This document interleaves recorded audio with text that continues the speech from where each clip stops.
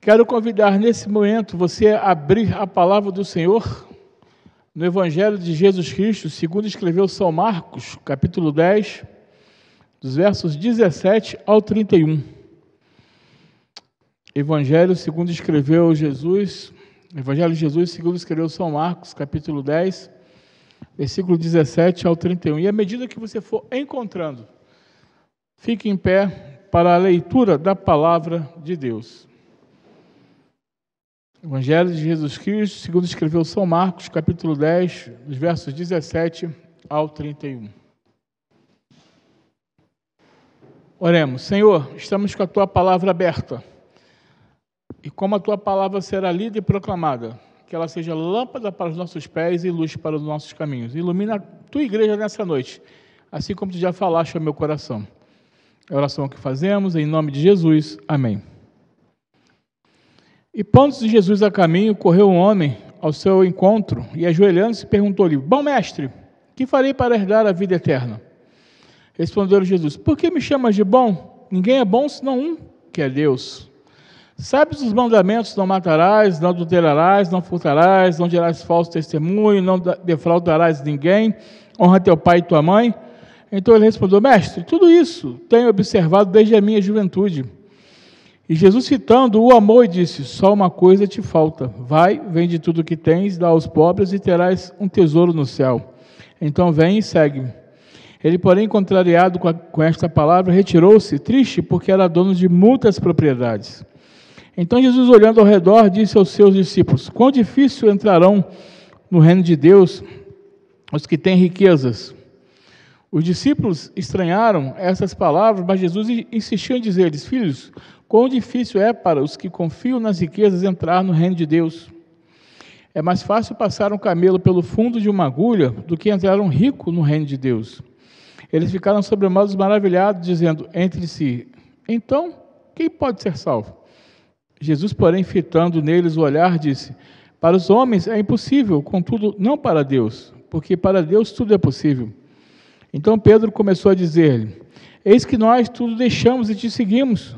Tornou Jesus: Em verdade vos digo que ninguém há que tenha deixado casa, ou irmãos, ou irmãs, ou mãe, ou pai, ou filhos, ou campo, por amor de mim e por amor do Evangelho, que não receba já no presente o cêntuplo de casas, irmãos, irmãs, mães e filhos e campos, com perseguições, e no mundo por vir a vida eterna. Porém, muitos primeiros serão últimos, e os últimos primeiros. Palavra do Senhor para mim e para a sua vida. Pode assentar, irmãos.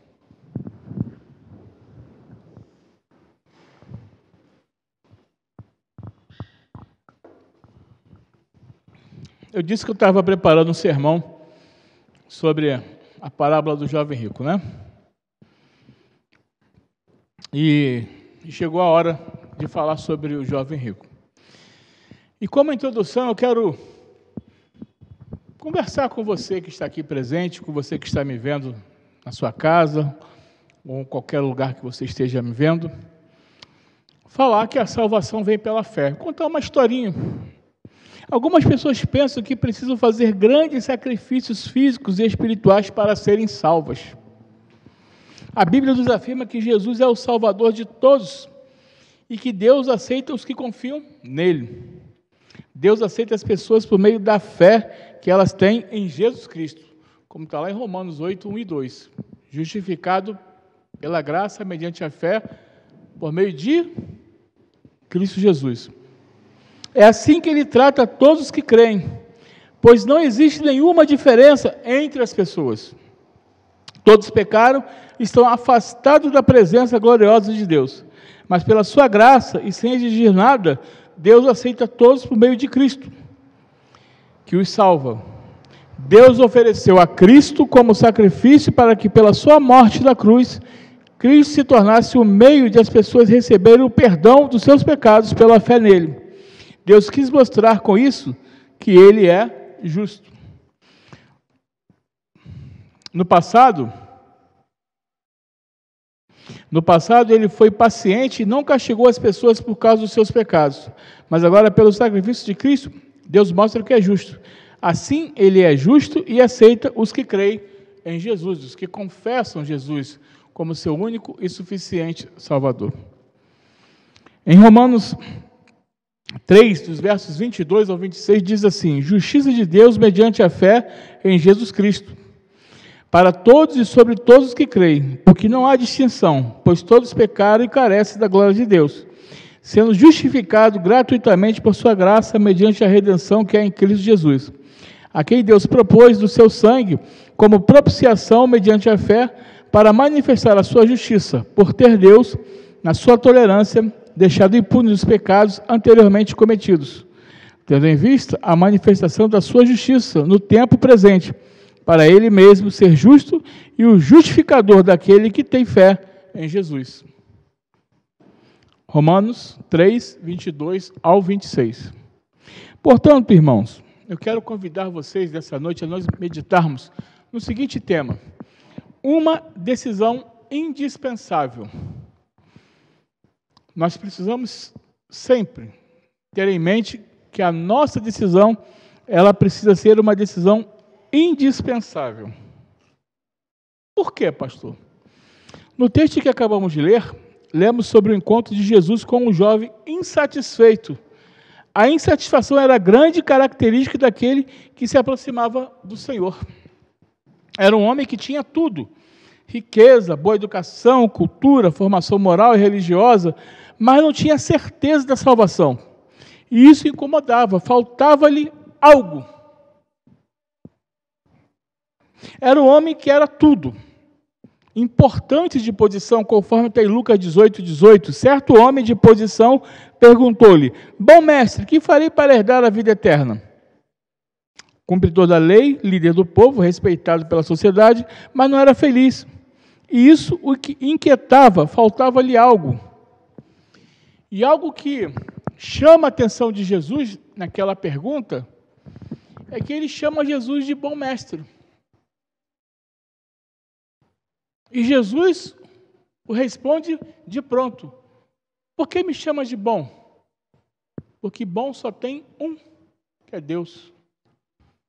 Nós acabamos de ler em Romanos que todos pecaram e carecem da glória de Deus. Portanto, não existe ninguém bom. Bom somente Deus. Então é importante que você tenha isso em mente. Você saber que nós não somos bons. Nós somos generosos, nós somos amorosos, mas bom, no sentido literal da palavra, nós não somos bons. Apóstolo Paulo diz: miserável homem que sou, quem me livrará do corpo dessa morte? Nós precisamos ter o entendimento que não somos bons.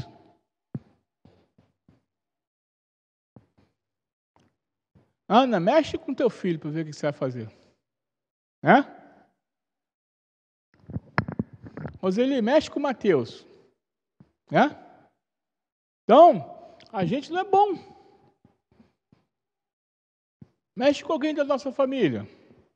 A gente vai defender com unhas e dentes. A gente não vai brigar. A gente vai ser um leão, uma leoa. Nós não somos bons, irmãos. Então, é importante ter esse entendimento que nós não somos bons. Nós somos generosos, nós somos pecadores, e o Senhor tem misericórdia de nós. Como nós lemos aqui, a misericórdia do Senhor é a causa de não sermos consumidos. Elas se renovam a cada manhã. Porque se não for a misericórdia do Senhor, nós seríamos o quê? Consumidos. Nós somos bons? Não somos.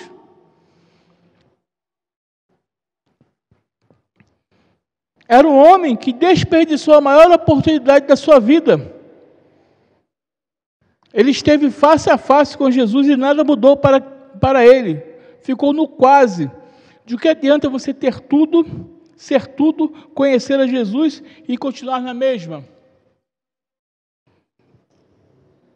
Além de não ser bom, além de não entender o que é o significado de ser bom, nós precisamos, acima de tudo, tomar uma decisão indispensável. Nós não podemos deixar que as oportunidades que passam à nossa frente passem. Jesus está dizendo nessa noite aqui: vinde como estás, Recentemente uma pessoa falou para mim assim: pastor, eu vou como estou, venha como estás. Venha como estás. A santificação é um processo. A santificação é um desejo de querer ser uma pessoa melhor. A santificação é o desejo de querer ser uma pessoa transformada pelo Espírito Santo. A santificação é o desejo de você querer ser algo melhor na vida.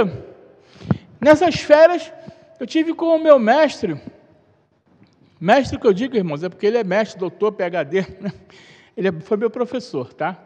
Tive com o meu mestre, o reverendo Paulo Severino, e ele falou uma coisa para mim que eu achei, abriu muitas portas da minha mente, algo simples. Ele falou assim: Anderson, não queira ter e fazer amigo, queira ser amigo. Eu quero dizer para você nessa noite, não queira ter e fazer amigo, seja amigo, sem esperar receber em troca. Seja amigo, sem esperar receber em retorno. Ande de cabeça erguida, do que não tem que se envergonhar. Nós temos que aprender a entrar e sair de cabeça erguida, ser amigo. Se alguém precisar de você, ajude, ore, interceda, mas seja amigo. O ser amigo é muito mais generoso, muito melhor do que ter e fazer amigo. Eu já disse aqui, Jesus, ele se relacionava com a multidão, mas tinha 12 discípulos, e 3 eram íntimos deles. E você está pensando que nesses 12 discípulos ali não tinha ciúme, não? Não tinha ciúme, não, entre um e outro? Eu vou preparar um sermão sobre isso, qualquer dia desse, sobre os discípulos de Jesus, as características deles. Traidor, bajulador, arrogante. Tem um monte de gente ali. É o que nós somos. É o que nós somos. Se nós olharmos, nós temos muitas características dos discípulos de Jesus. Então nós precisamos aproveitar as oportunidades. É a de seguir a Jesus. Jesus disse para aquele rapaz: vem e segue, vende tudo que tens. Porque ele sabia tudo. Eu sei tudo, Jesus. Não adulterarás, eu sei tudo. Isso tudo eu aprendi desde pequeno. Mas o que falta é vida com Deus. O que adianta você saber tudo da Bíblia e faltar vida com Deus? Viver em novidade de vida. O que adianta você saber tudo da Bíblia e você não perdoar? Que adianta você saber tudo da Bíblia e você não dar um bom testemunho? Eu não estou dizendo aqui, irmãos, que nós somos Santa Rosa. Não, irmãos. O Evangelho é simples. Sabe de uma coisa, você vai errar, você vai tropeçar, você vai tomar decisões erradas. Mas você tem que estar sempre disposto a aprender e a pedir perdão e a perdoar. A gente tem que estar sempre aprendendo. Ainda que agora, na oração do louvor aqui, né, nós conversamos algumas coisas que a gente acaba errando por falta de quê? De comunicação. Então, a vida é um reconhecimento. Olha, podemos melhorar aqui, melhorar lá, porque nós vamos errar. Nós somos seres humanos. O único que não errou foi Jesus Cristo. Então é importante nós termos esse entendimento de que não adianta eu saber tudo se eu não buscar vida com Deus, se eu não buscar uma intimidade com o Senhor. Essa semana uma pessoa me falou assim: pastor, a experiência que o senhor teve, eu tive também, e achei muito interessante, porque eu estou tendo essa experiência de acordar de madrugada. Então, tenha as suas experiências, tenha o seu envolvimento com Cristo, busque a Ele. Não basta elogiá-lo, Ainda que, sinceramente, não basta admirá-lo e respeitá-lo como mestre. É preciso envolver-se com ele, tê-lo como Deus e Senhor. Estás falando sério quando me chamas bom? Reconhece-me como Deus? Eis o fazer necessário para a salvação. Não é cumprindo regras de conduta, nem dando dinheiro, nem se impondo sacrifícios. É preciso que Jesus é o Filho de Deus, o Salvador.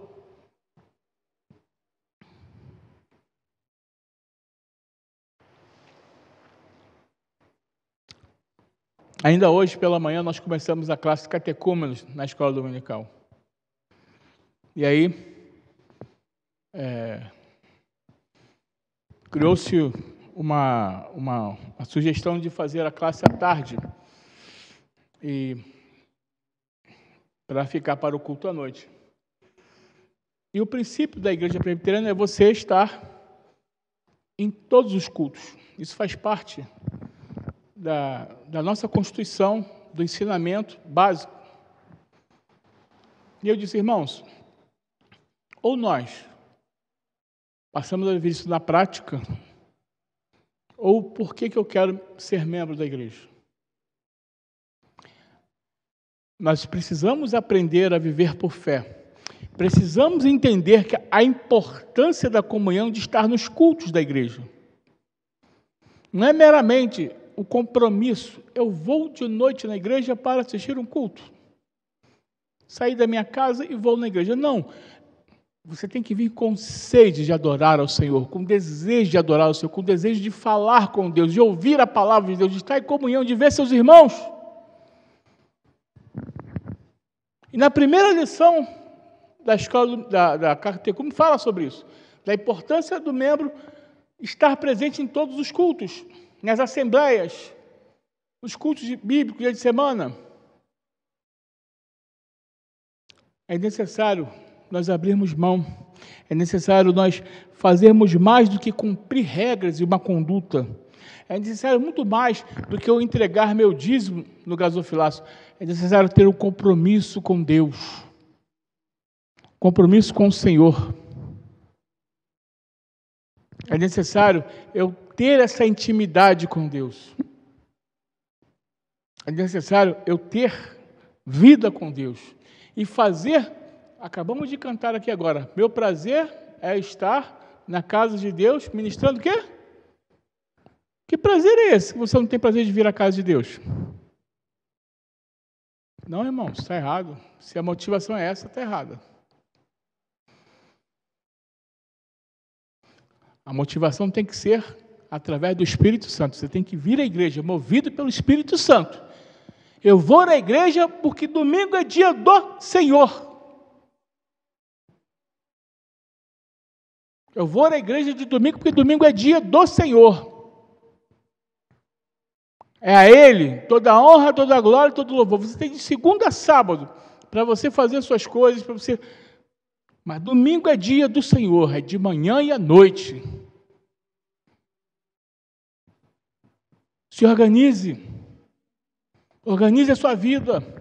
Organize tudo, mas entenda da responsabilidade que você tem como membro da igreja quando você assumiu aqui. Não somente manter a igreja financeiramente, mas espiritual e moralmente. Da importância de você vir à escola dominical, da importância de você vir no culto à noite, da importância de você vir no estudo de dia de semana. Por enquanto, não temos estudo de semana, porque ou escolheremos a live ou o estudo, porque não dá para fazer os dois ao mesmo tempo. Mas pretendemos voltar ao estudo presencialmente essa semana. Então é importante você ter essa necessidade, esse desejo de vir à igreja do Senhor. Sair da estagnação, eu vou na igreja se der. Eu vou na igreja se der. Se não der,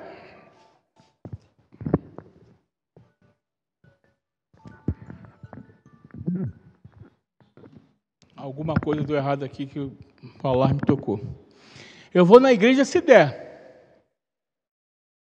Eu vou na igreja se eu puder. Outro dia eu estava conversando com um pastor, aí ele estava falando, não, lá no grupo lá da igreja, começou a chover. Eu não vou na igreja hoje não. Porque está chovendo? Porque está muito sol? Qual é o compromisso que você tem com Deus?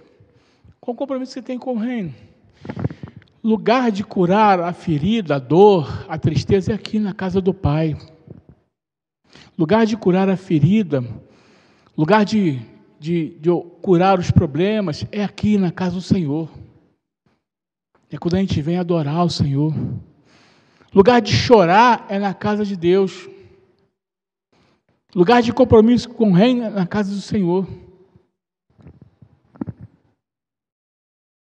É importante nós termos esse entendimento. Não é a nossa conduta, regras, dar dinheiro, nem impondo sacrifício. Não. O compromisso com o reino não pode ser um sacrifício para você, coisa difícil. Acordar de madrugada para ir para a igreja. Ai, meu pai. Aí, as mamães, né? Eu não posso ir na igreja de manhã porque eu tenho que fazer o almoço para os meus filhos. Tem que fazer almoço. Irmão, a escola dominical acaba às 10h30 da manhã. Começa às 9 horas, acaba às 10h30.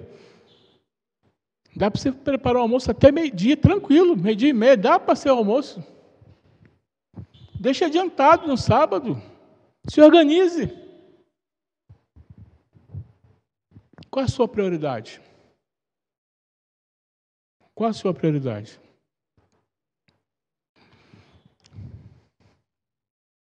É preciso crer que Jesus é o Filho de Deus, o Salvador, o Senhor, o próprio Deus, e viver de maneira consequente ao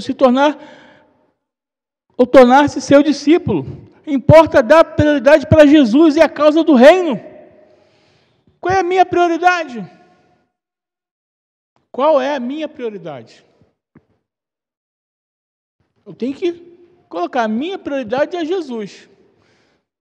Minha prioridade é o Senhor Jesus. Minha prioridade é Ele. Eu vou olhar para o mestre, para o alvo. Muitos só querem os benefícios que Jesus oferece. Há até igrejas que mais parecem supermercados, fazendo promoções sem responsabilidade. Aqui eu quero dizer que não. Aqui você não vai encontrar barganha, não. Você não vai fazer barganha com Deus, não. O pastor aqui não faz barganha com Deus, não. Aqui nós viemos à casa de Deus para adorar sem esperar receber. Faça sem esperar receber. Seja amigo sem esperar receber. Seja um adorador sem esperar receber. Faça as coisas do reino de Deus sem esperar receber em troca.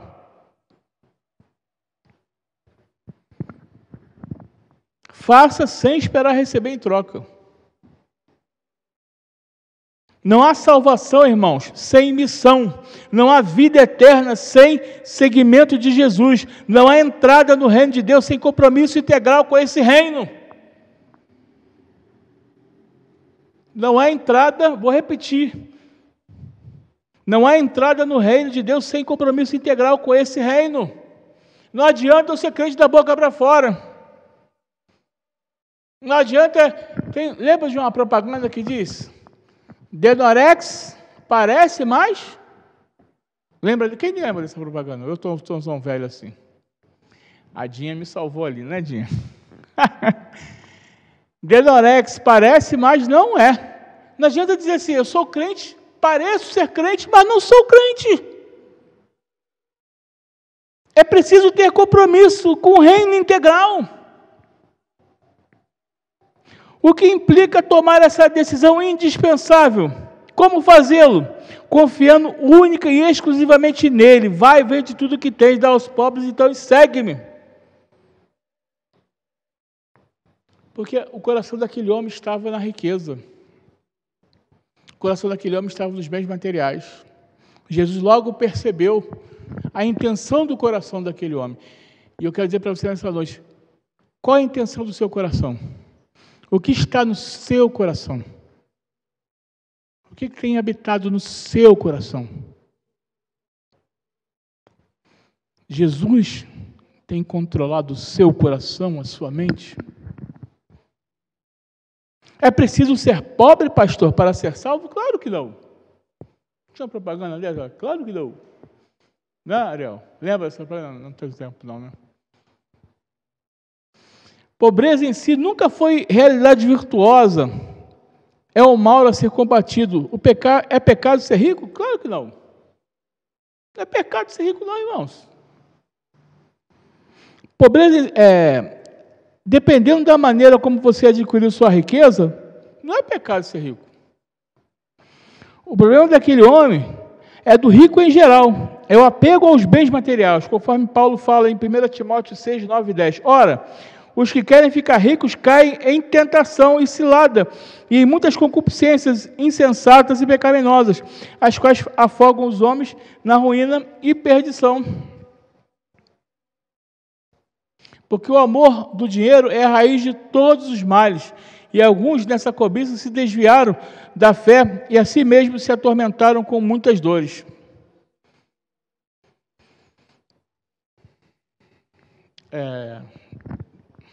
Quero abrir um parêntese aqui.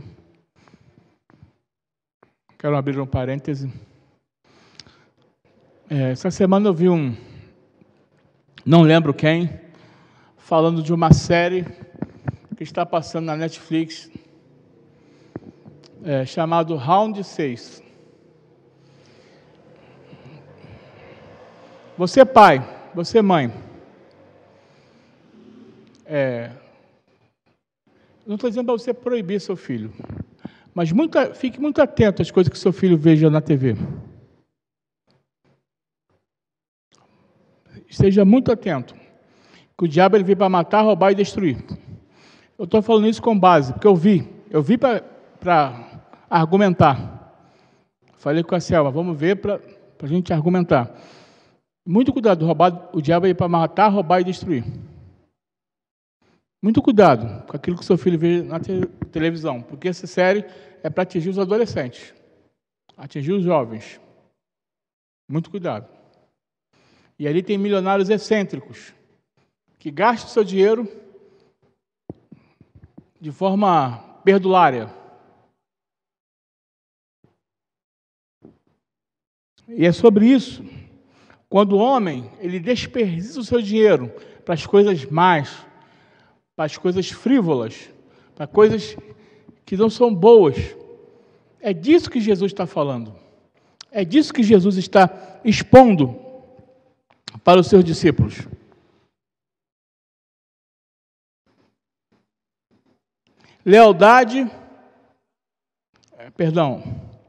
É impossível ser salvo assim. A Bíblia condena o rico não exatamente por ter dinheiro, mas por confiar na riqueza, por nela a segurança da vida. É impossível ser salvo assim. É como querer fazer passar um camelo pelo fundo de uma agulha. Coração dividido não pode servir ao Senhor com ele. É tudo ou nada. Os irmãos sabem qual é o significado? É mais fácil passar um camelo pelo fundo de uma agulha do que um rico entrar no reino dos céus? Os irmãos sabem qual é o significado disso? Quem não sabe, levanta a mão, para eu poder explicar. O Gabriel, levanta aí, gente. Levanta a mão mesmo, para eu poder explicar. Sim, as cidades, elas tinham portas centrais, elas eram cercadas por muros. As cidades naquela época, elas eram cercadas por muros, e a porta era uma porta central, aonde a mercadoria e aonde existiam as guardas para proteger a cidade. Não tem aquele texto que fala, se Deus não guardar a cidade em vão, vigia a sentinela? Então, é na porta central daquela cidade, onde as muralhas cercavam, ali era entrada todo o comércio daquela cidade. Tudo passava por aquela cidade, as coisas grandes, né? E as agulhas eram portinholas pequenas, onde só passava uma pessoa, uma portinha menor que essa aqui, para você passar aquela muralha da cidade. Então, para você entrar na cidade, a pessoa, o ser humano, para ele entrar na cidade, ele passava por aquela abertura, que só passava uma pessoa. Ou seja, um camelo não tem como passar por onde eu passo. Ele não tem como ele abaixar e se arrastar e passar naquela portinhola pequena, onde só passa uma pessoa por vez. Então Jesus disse, é mais fácil o camelo passar pelo fundo de uma agulha, pelo fundo de uma porta pequena, na entrada de uma cidade, do que o rico entrar no reino dos céus. Então, quando eu era pequeno, assim, como é que fala? Como é que um camelo passa pelo fundo de uma agulha? Que agulha é essa? Eu ficava intrigado, né? Até um dia que alguém me explicou, né? Então, quando alguém falar com você, a agulha é a entrada onde as pessoas entram, fora a entrada principal, as pessoas passam por aquela entrada onde não passa outra coisa a não ser pessoas, né? A não ser pessoas.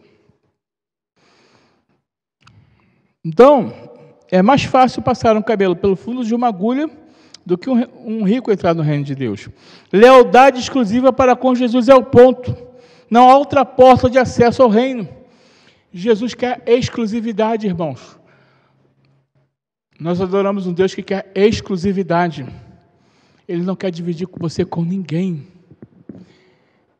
Em João 4:24 diz assim, Deus procura os verdadeiros adoradores que o adoram em espírito e em verdade. Mas Ele quer exclusividade nossa. Ele não aceita nós dividirmos Ele com ninguém. Porque só Ele oferece vida eterna, vida plena, de qualidade. Jesus, Ele é o caminho, Ele é a verdade, Ele é a vida. Ninguém vai ao Pai senão por Ele. Ele é o caminho. Ninguém vai à vida eterna senão por Jesus. Não adianta você buscar em outro lugar.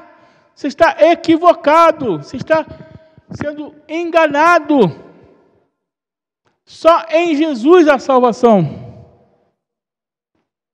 E nós, quando confessamos Jesus como nosso Senhor e Salvador, nós precisamos olhar para Jesus. Eu não posso olhar para o pastor, eu não posso olhar para o presbítero, eu não posso olhar para o diácono, eu não posso olhar para o presidente da SAF, da UPH, da UMP. Eu tenho que olhar para Jesus, eu vou dar conta de mim. Eu vou responder por mim. Eu não vou responder por todo mundo, vou responder pela vida como pastor. Mas a minha salvação é minha, eu vou responder por mim. O espanto dos discípulos, dizendo, então quem pode ser salvo? Conforme no verso 26, eles ficaram sobre modo maravilhados, dizendo entre si, então quem pode ser salvo? Aponta para a impossibilidade humana, ainda que se envie os maiores esforços e se demonstre maior boa vontade. Salvação é graça, irmãos. Salvação não é mérito. Eu não tenho mérito na salvação. Salvação é de graça e favor imerecido. Nós não nos esforçamos para ser salvo. Eu não tenho que fazer nenhum sacrifício. O sacrifício já foi pago lá na cruz do Calvário. A salvação é de graça. É um milagre da graça de Deus. Jesus, porém, fitando neles o olhar, disse para os homens, é impossível, contudo, não para Deus, porque para Deus tudo é possível. Quando esse milagre acontece, encontramos a bênção de Deus, conforme 28-30. Então Pedro começou a dizer, eis que nós tudo deixamos e te seguimos. Tornou Jesus, em verdade vos digo, que ninguém há que tenha deixado casa, ou irmãos, ou irmãs, ou mãe, ou pai, ou filhos, ou campos, por amor de mim e por do Evangelho, que não receba já no presente o cêntuplo de casas, irmãos, irmãs, mães, filhos e campos, com perseguições e no mundo por vir a vida eterna. Então Jesus não nos chama à aventura, ao risco, às incertezas. O que Jesus está querendo dizer com isso? Em verdade vos digo que ninguém há que tenha deixado casa, ou irmãos, ou irmãs, ou mãe, ou pai, ou filhos, ou campos por amor de mim e por amor do Evangelho, que não receba já no presente o cêntuplo de casas, irmãos, irmãs, mães, filhos e campos. Sabe o que significa isso, irmão? Quando o Senhor chamou o pastor Anderson, lá atrás, para ser pastor, ele disse assim, nos planos de Deus, um dia o pastor Anderson vai sair da casa dele, dos pais dele, da presença dos irmãos dele, sanguíneo, vai para um lugar onde ele vai ter várias mães, vários pais, vários irmãos, várias irmãs, várias casas. Isso se cumpre sempre na vida de um pastor, de um pregador. Quantas casas me recebem? Quantas pessoas já me receberam em suas casas, no meu ministério? Quantas mãezinhas eu tenho pela minha vida ministerial? Tem pessoas lá no Rio que até hoje eu ligo no dia do aniversário dela para dizer: ela fez aniversário, irmã. Pastor! São mães que a gente ganha pelo caminho. São pais que a gente ganha pelo caminho. São irmãos que a gente ganha pelo caminho. São filhos que a gente ganha no caminho. Aqui eu e Selma já temos uma meia dúzia de 12. São filhos que a gente ganha pelo caminho. Porque nós deixamos lá atrás. Nós deixamos lá atrás. Casa, irmãos, irmãs, mãe, pai, filhos, campos, por amor de mim e por amor do Evangelho. Jesus não nos chama para a aventura, ao risco, à incerteza. A vida assegurada na comunhão da igreja do presente, salvação consumada no porvir, ainda que com dificuldades, com perseguições, mas Jesus nos chama ao compromisso. Não se ganhe com a pregação insensata do mundo materialista e individualista. O reino de Deus veio subverter essa ordem de coisas egoístas que isola, que escraviza, que faz sofrer. A vida de qualidade com que você sonha só se alcança a partir de uma decisão por Jesus. Eu quero dizer para você nessa noite que tudo que você conquista aqui, nesse mundo, nessa sociedade, são conquistas boas, honestas, são coisas boas que Deus te abençoa, que Deus te dá para você administrar, Deus te dá para você cuidar. Mas para o além, para onde nós vamos, é inimaginável. A nossa conquista não está aqui, irmãos. Nossa conquista está no porvir. Eu não estou dizendo com isso, desincentivando você a não querer melhorar de vida, a não querer conquistar. Nós precisamos sim estudar, conquistar. Ter as nossas... Não é bom a gente vê os nossos jovens comprando seus apartamentos, construindo suas casas, formando, né, alguns aqui se formando em direito, médicos, em várias áreas, viajando a trabalho para o exterior, conquistando. Não é bom a gente ver, isso é bom, irmãos, isso é fruto do quê? Do trabalho, das conquistas, isso é bom, a gente fica feliz com as conquistas dos nossos jovens, dos nossos irmãos, seja qual for ela, é feliz, é bom, mas a nossa vida não está aqui, nós estamos aqui de passagem. O que importa para nós é a salvação de Jesus Cristo, é morar na eternidade com o Senhor. Isso é que importa. Por isso, a gente prega que Jesus é fonte de vida eterna. Conquistar as coisas aqui é muito bom, mas morar no céu é muito melhor ainda. Será que não é isso que lhe falta? Aquele homem saiu triste. E você, como sairá nessa noite? Hoje é um dia de oportunidade em sua vida. Toma essa decisão hoje. Peça a Deus que desempeça seu coração e o leve a aceitar a vida que você quer e busca, e que somente Jesus pode dar. Você que está aqui nessa noite, que está passando por algum problema, alguma dificuldade, alguma adversidade, fale com o Senhor Jesus nesse momento.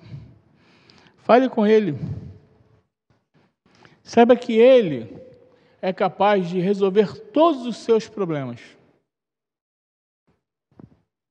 Ele é capaz de resolver todas as suas adversidades. Somente Ele.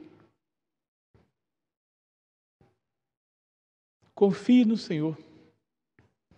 Pastor, mas é difícil. É impossível. Para Deus, tudo é possível. Você está falando com Deus Todo-Poderoso, Deus El Shaddai. Um Deus que pode todas as coisas. Já teve situação, não que eu estou dizendo que a minha oração, irmãos, pelo amor de Deus, não que eu estou dizendo que a minha oração é melhor que a ninguém, não.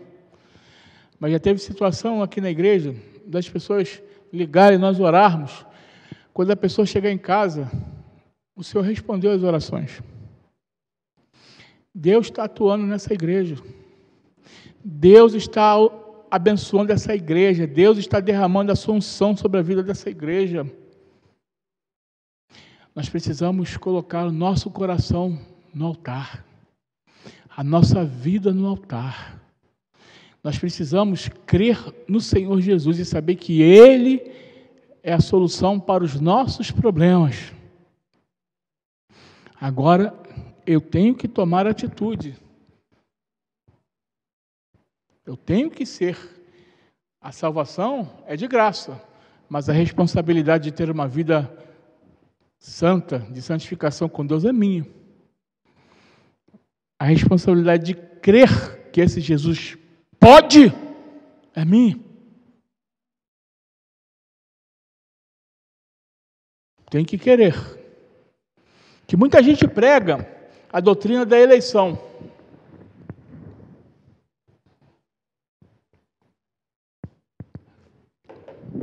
Muita gente prega a doutrina da eleição. Que uma vez salvo, salvo para sempre. Exatamente, uma vez salvo, salvo para sempre, sim.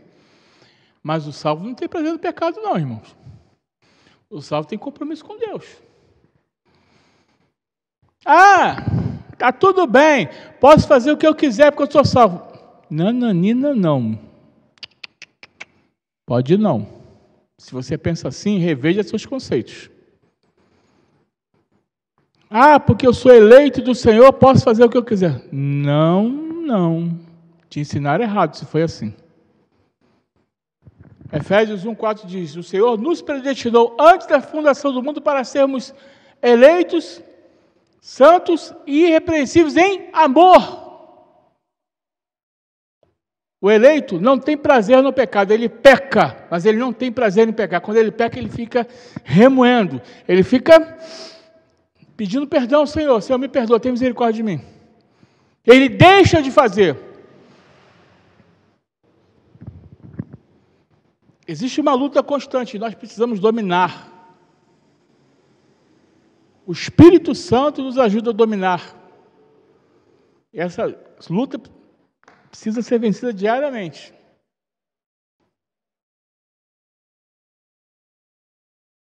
É importante nós termos esse entendimento. Jesus, Ele pode todas as coisas. Ele pode tudo. Mas Ele não obriga ninguém. Ele não invade o coração de ninguém. Para isso eu tenho que deixar Ele trabalhar no meu coração, na minha vida, no meu ser. Eu tenho que crer que para Ele tudo é possível. E para isso eu preciso me desapegar das coisas materiais. Me desapegar das coisas terrenas. É igual outro dia eu estava falando, numa das visitas fazendo. Ah, pastor, mas às vezes eu não consigo tirar o dízimo. Meu dízimo. Faz uma experiência. Recebeu, tira ele primeiro. Tira ele primeiro. Recebeu o que você receber, tira ele primeiro. Senhor, é contigo. Tira ele primeiro. Entrega no altar. O único momento que Deus ele faz prova é em Malaquias 3,10. Trazei-me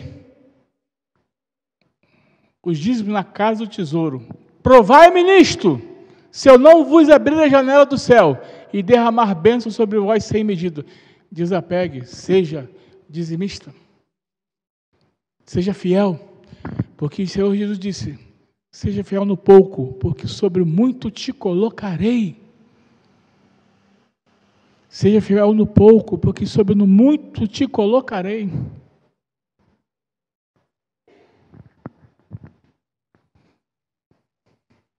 Nós precisamos ser fiéis ao Senhor Jesus.